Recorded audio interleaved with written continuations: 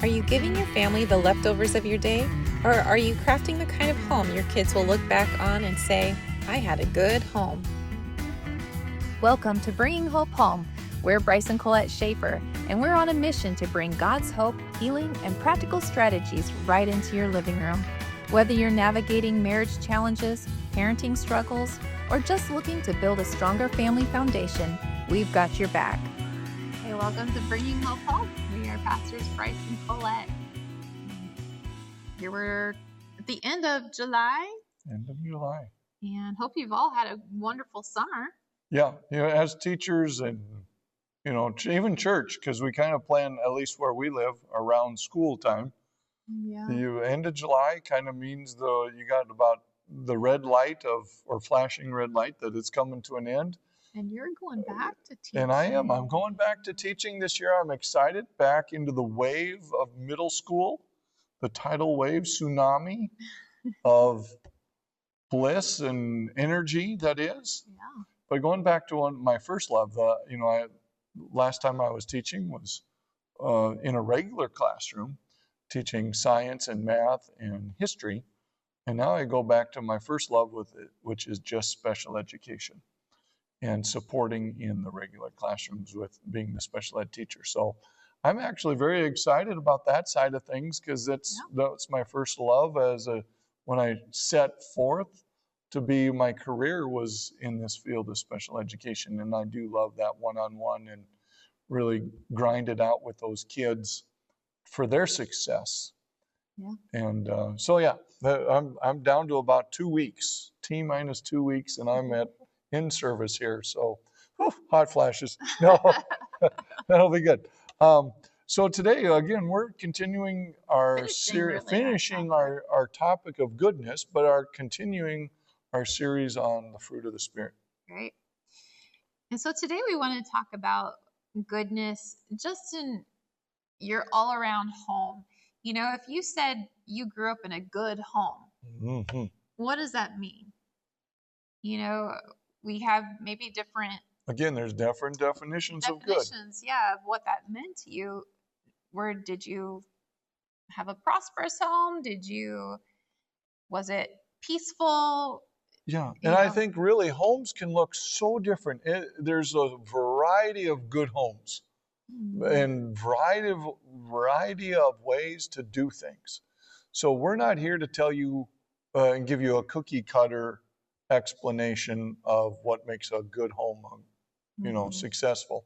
But we are here to tell you guys a little bit about the understanding of when your kids walk away and look back at their time with you, they can feel fulfilled and satisfied and that there was a lot of love there. And really, when they feel that, it's because you as parents set forth to create a goodness in your home.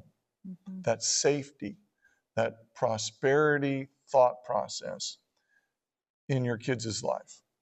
And we've talked about being generous, teaching your kids how to tithe or give their time and talents. Mm-hmm. And we've talked about those type of things. And a lot of times it's easier to give our time, our talents, our money, our energy to other things, other people, and home becomes the last resort. Mm-hmm. When it comes to our home, it's the leftovers. We give each other just whatever is left of the day. Mm-hmm. Yeah. And so I believe that when our children look back at the home life, it's really, did we give them the leftovers of us? Mm-hmm. Or did we give them the first, our freshness? Did we give them our creative, the abundance? Yeah, and that doesn't mean you don't add all these things that they have to do as children, but it's certainly something that we got to consider to say, wow, that house that there were imperfections, but I had a good home. Nobody's perfect. Right, nobody's perfect. Right. And the first thing, we have a couple scriptures, obviously, all the time. And Joshua 24:5, as for me and my house, did I say 15? Joshua 24:15, as for me and my house, we will serve the Lord. And you can say that, but do you do it? Do me and my house serve the Lord? Yeah, And it's one thing to have it on a nice yeah, picture, a sign, but it's hmm another thing to what does that mean? yeah. What does that mean to you? That's a challenge to all you families out there. What is that supposed to look like then? If I'm going to go serve the Lord, okay, now what?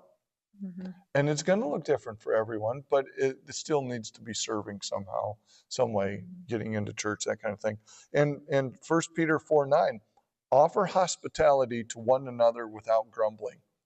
And how many times do we grumble about helping each other in the family? Oh, it's awful to think about, especially siblings. I have to go help them with what, Mm-hmm. or I have to help you get firewood again, Dad, No, without the grumbling, without a cheerful heart, right? Those kind All of things. without grumbling. Right. And so a hospitality to one another, to family.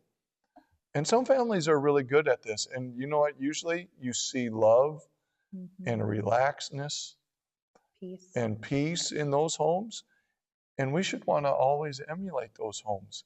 I definitely have ones that I could tell you I see that and I want to emulate those homes for me, for sure. So, hospitality is huge, and that's a generous heart. Right. And so we are to care for each other, and that not giving each other our leftovers is huge, for sure. I think, even if you have a busy day, and I'll tell you what, when you have, and not even all high schoolers or teenagers, to me, the most busy we were ever at is when we had them in 3 different sections: elementary, middle school, and high school. Yeah. When you have them in all 3, going in all 3 directions, and there's no quote unquote carpooling of any sort with your schedules, that's tough. Now, those were some of my favorite years That's of right. having the kids and, the busyness and everything. But we also took time to really enjoy our family at that stage. That's right. We purposed Yeah. for our family. And again, it was about listening, and all of us listening to each other and where we were at. Where were we at? Our teenage son that's in 9th, 10th grade is in way different position than our youngest son who's just in 5th and 6th grade. It's a whole nother ballgame, a whole nother life stories that are going on and happening and needing to be created. But at the same time, we were a family unit. And so listening to one another, enjoying those stages with each one of them as a family was big. This isn't a grudgingly thing. Again, don't be grudging. This is we get to. We get to go enjoy this with your brother or sister or as a family or whatever.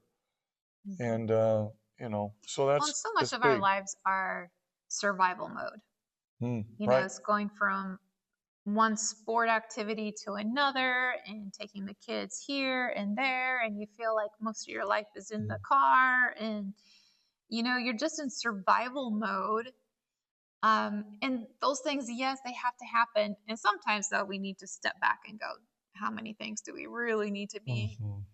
We want a well-rounded child, but yeah, there is a sacrifice to that.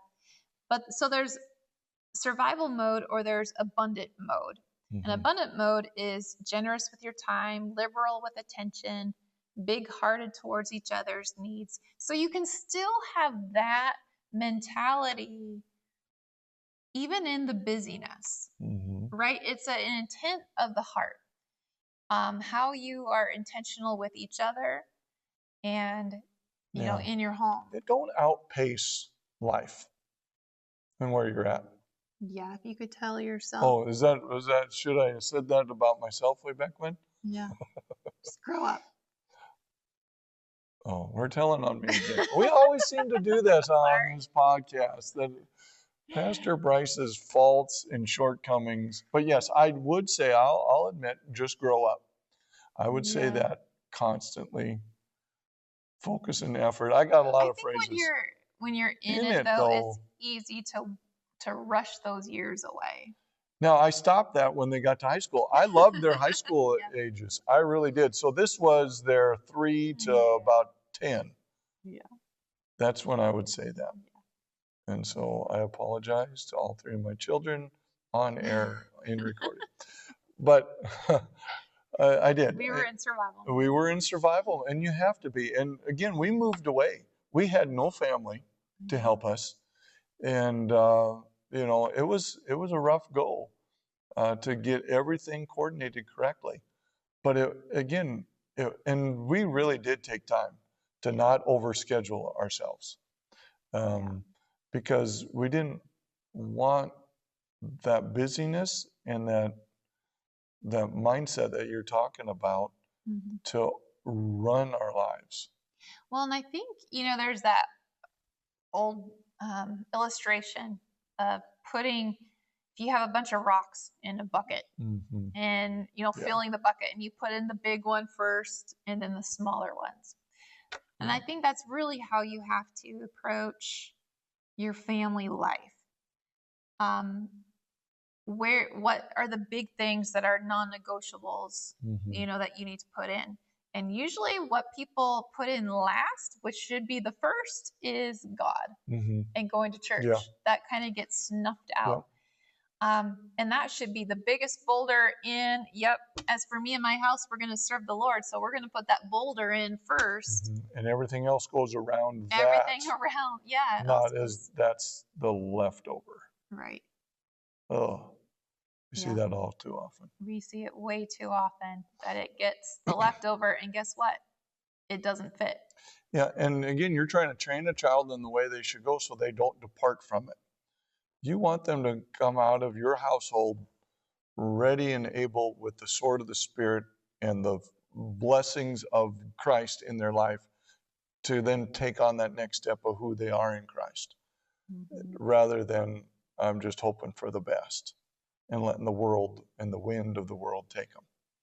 So again, priorities are certainly huge on this. Putting boundaries on things is okay. In being a generous person, generous lifestyle, boundaries are okay. Again, I was talking about it on my phone, and everybody has a report at the end of the week. How much phone time did you have? Put boundaries, limits on that. Limits on TV time, limits on friend time. Did you? I put a boundary on my phone. Oh, good for you. You can take off, like, when you want it to... Oh, shut itself kind of down? Shut itself down. You'll have to show me. So I did that at good a certain time, yeah. Wow. And it's kind of like, ugh. Oh, yeah, that's all right. But even friend time. I mean, I remember sometimes when your kids are teenagers and even late teens, their friendships are more important than family. And there's times when that's okay, and you say, yep, go have fun. But I think there also needs to be said, no, we're doing family. We have this to take care of first. Again, priority and prioritizing. So your generosity can have boundaries.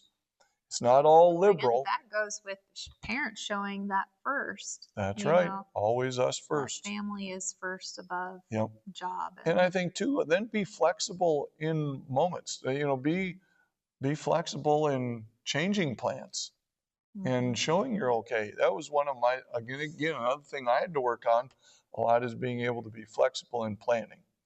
And when things come up, we can change, especially when it involves other people. Because people are the riches of life, for sure. So another one is don't rush in so much. Again, boundaries. So sleeping. I mean, too many of us are walking around sleep deprived and running on coffee and Monsters, and Red Bulls.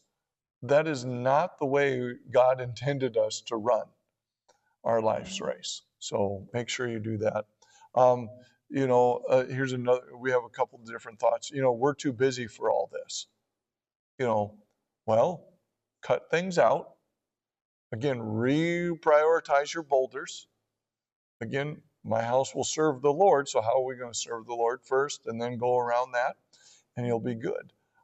Be gracious with each other. Grace is huge. But grace also is truth and mom and dad have more say than others, than other situations or the other kids. And and such. I always liked our voting system. We were a democracy in our home. Mom had 10 votes. I had 5, and the kids all had 1. So we all got to vote. And if you count those up, we could never beat Mom. But we still got a say in everything we did. When our kids resist family time, well, again, start small and start young. And I would say bring in fun to the family time. Oh, my goodness. And then it's not going to be a drudgery when you say... Yeah, family time isn't cleaning up the yard. Our daughter just reminded me, she said, one of my favorite things on Wednesday night, because we had Wednesday night church, afterwards, if we were coming out, on the main road, and if Dad turned right, it meant we were going to ice cream for ice cream afterwards. And that was one of their biggest memories. We never told them if we were going to or not, but they always knew, don't complain about going to church because there could be ice cream afterwards. Yeah. And so it's not that we bribed them, but we made church, we made everything fun. Yeah. And so looked for those things to... Yeah, I remember that. Yeah, that was fun. And again, I don't have time for this, I don't have money for this. Again, change your attitude and mindset. How can we afford this? How can we work as a team? Again, that becomes fun. How can we work our life situation so we can make this work? And I love hearing stories of families that, did something together for maybe not even themselves, but for somebody else in their family. Yeah, maybe have a goal together, even to go on a mission trip as a family, or that was one of the best things we ever did as a family. And so then it takes sacrifice other places. Are we willing to sacrifice Christmas, and birthdays, gifts for mission, just things like that. Yeah, and it was good to have a mindset of missions. Boy, did that. We asked our kids after going to Walt Disney, mission trip to Belize, or Washington, D.C. trip in New York. And they all said their best trip was the Belize trip. And serving others. Generous heart. It says it all right there. Yeah, and it wasn't just a vacation going to Belize. It was work. Right. So, choose things to do that with your family together. Choose projects together. Choose loving together. Again, cut out all that other stuff. And yes, there's responsibilities. Yes, parents might be gone a lot because of their jobs. Those things have to happen, but you can choose how the rest of it all fits and unfolds. Yeah. And you have to be intentional. If you're not going to get the results that you want. Well, it's just like being intentional with your budget, or being intentional with, anything. If you don't tell your time what to do, or tell yourself, or your money what to do, it's going to tell you what. It's going to just run away. Yep. And so we have to be intentional with our families. This is the most precious time that we have. And, even us as empty nesting, right. It's still a priority to, what kind of culture do we still have at home between the two of us? Yep. Prioritize each other. So anyway, this has been a lot of good stuff. And again, creating a home that goes from survival mode to abundance mode. And it's not about money. Yeah. It really, really is not. And so we hope you got something out of this today. It's the good life. This is the good life, for sure, for sure. So anyway, until next time, remember to bring hope home to your life today. If you're listening on the Apple Podcast app, give us a 5-star rating and drop a review. If you're listening on Spotify, give us a follow. And if you're watching on YouTube, hit the subscribe button. See you next week.